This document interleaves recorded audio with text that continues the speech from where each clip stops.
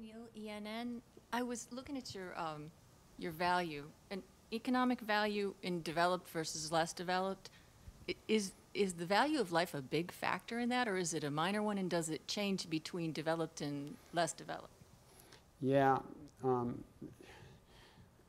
a brief dissertation on the value of life, and that is that, like all things, the value of life is determined by willingness to pay for things that make not being alive less likely. So that medical innovations, whatever it is. And willingness to pay is determined by ability to pay. How many resources we got to devote to avoiding those risks. So the value of a statistical life in a literal sense is greatest in richer countries. And the value of a statistical life because of economic growth is going to be rising over time. So, you know, one of the quandaries of this policy we're talking about is that we're talking about as a social policy, incurring costs today to avoid imposing costs on generations as yet unborn, with, based on the long march of history, the knowledge that those future generations are going to be many times richer than we are. So it's sort of a redistributive policy that says, you know, we're going to take from us, if you can regard us as the poor, and give to the rich in the future. But it's also literally true, which I think goes to the heart of your question, that value of a statistical life, or the value of life, we'll just make it shorter, is in a literal sense higher in the United States than it is in India, and higher in India than it is in Uganda, say. And that's actually in the model? Yeah.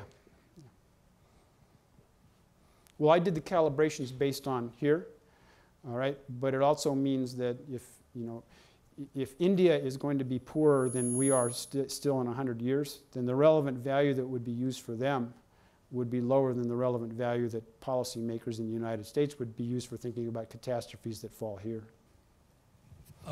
Thanks. I just wanted to ask you for a further thought about your response to the question that was posed about conservation, because I think put that way, it becomes a reason to discount the value of investments in efficiency. And the choice between bicycles and cars is not really an efficiency choice. That is a conservation choice. Efficiency as an investment is something that is also accused of being a waste of time, because society will grow to use the resources you create through efficiency.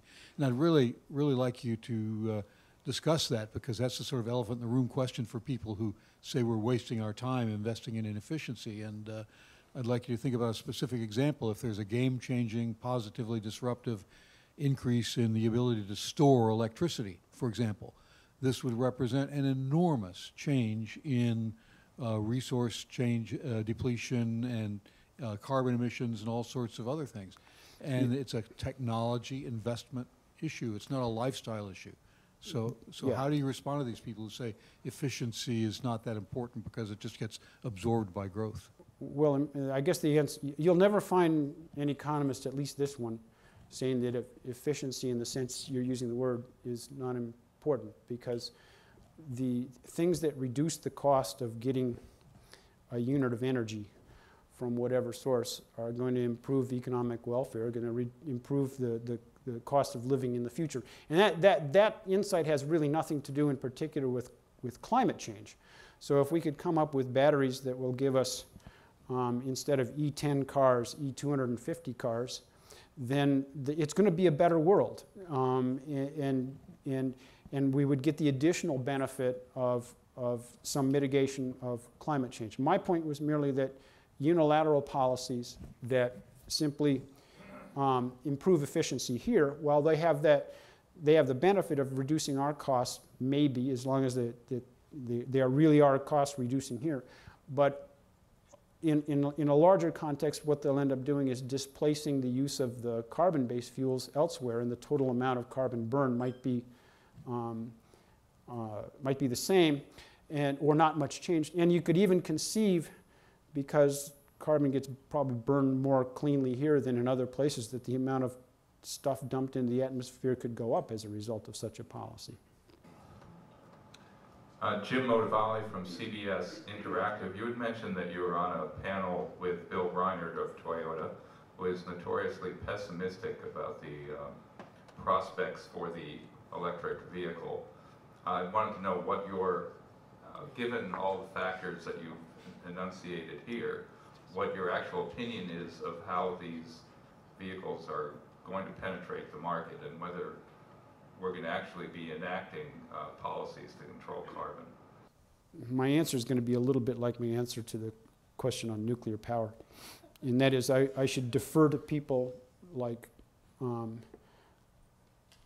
who know what they're talking about, because I'm not an expert on battery technology or chemistry of batteries, or even where we are on the escalator of development for such technologies. I will tell you that when I come back to my class, and I talk about some of these issues both in class and elsewhere, I tell them, well, you know, I met Bill Reinert, and he had a lot to do with designing hybrid vehicles at Toyota. And if you're looking for somebody who you would think would be a proponent of such a thing, he might be the guy. And you know, I don't want to speak for him in any way, but you know, I had somewhat the same reaction that you did, that he's more pessimistic than I would have expected, and I took that as an educational experience for me as an economist. Hi, I'm Jerry Hirsch with LA Times. From a climate perspective, you talked about this conservation paradox where if we were to reduce use in the United States, then it would just be burned elsewhere, and there would be no real net change for the atmosphere. From an In an extreme case. Yeah, from an economic perspective, would there be a benefit economically to the United States from conservation because of its effect on imported oil and our balance of trade? Yeah, that's a separate issue, because I've been talking about this concept of externalities, which is what, you know, dumping stuff into the unpriced atmosphere is. And another form of externality is that we pay a whole lot to protect the sources of oil that come here. Now, you know, I could put your question in the same way as, you know, if we drilled for a lot more oil here, would that have much of an impact? Well, you know, our contribution to world supply wouldn't be that big, and there being a world market for oil, you wouldn't affect the market price much. So any benefit that would come along from that would have to come through the avenues you're talking about, that we would have this in events where that source of oil was constrained, say wars in the Middle East or something like that, we would have more immediate access to other sources than we have now. And that would internalize some of that I'll call it a national security externality. And I've not done anything to figure out what the price should be willing to pay for that is. But conceptually, yeah, you would get some improvement in national security from that. You won't get, and I think this is a misconception on a lot of people's part, you're not going to have much impact on world oil prices, the price that we generally pay for oil, if you increase the supply of oil produced in the United States. About increasing the supply of oil. I'm asking about a dramatic reduction in demand for oil in the United States by a mix of vehicles or other uses, assuming that our production remain constant.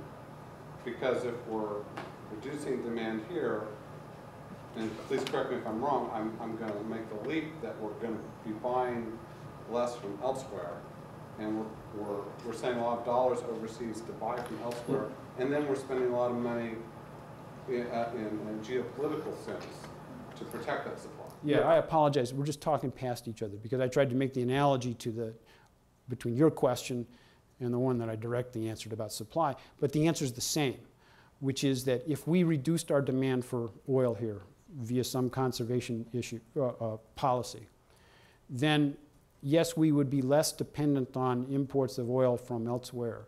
And so in the events where security was important to us, then we would be less liable to those costs. So we could have, instead of, what do we got, 12 carrier battle groups, we could have 9 or whatever like that for national security, because we wouldn't have to be guarding the sea lanes from the Middle East. So there is a national security externality that gets internalized by that conservation policy. And you could make an argument that way, but as I pointed out, I've not done any effort to figure out what the value of that is. And I'm not really aware of any others who actually have. Did that, are we? Well, that's just one piece of it. The other piece of it was balanced trade. Keeping dollars here, putting that money to investment in other uses. And it would, I agree with you, it would improve balance of trade. So the reasons to do it have to be national security and balance of trade. If there are reasons. But I'm not going to claim that I've studied it in any detail. Jorge Keklin, Automundo. I wonder if you have any opinion on Brazil. It has just been declared the 5th largest economy in the world, and it's been a sort of government-induced since the embargo of '73, what they've done. Have you looked into it, and you have an opinion of, does that work, and what's your economic? Brazil. Clarify for me. No, I know Brazil. But ethanol, the project on ethanol, since the oil embargo of 1973, the government went and built nuclear plants and decided to make it a government policy to create ethanol. Have you looked into that? Does that make any sense to you? On the surface, I understand everything that you said, and I've heard about it, and it would have some of the same impact that was just talked about by this gentleman, because you're less dependent on foreign supplies, and now you can even be an exporter of ethanol-based fuels. But they're also drilling more off the coast as well. So yeah, you become less dependent on external supplies. So in events that would really affect either balance of payments or for national security reasons, Brazil's in better stead than it otherwise would be. That's as much as I know.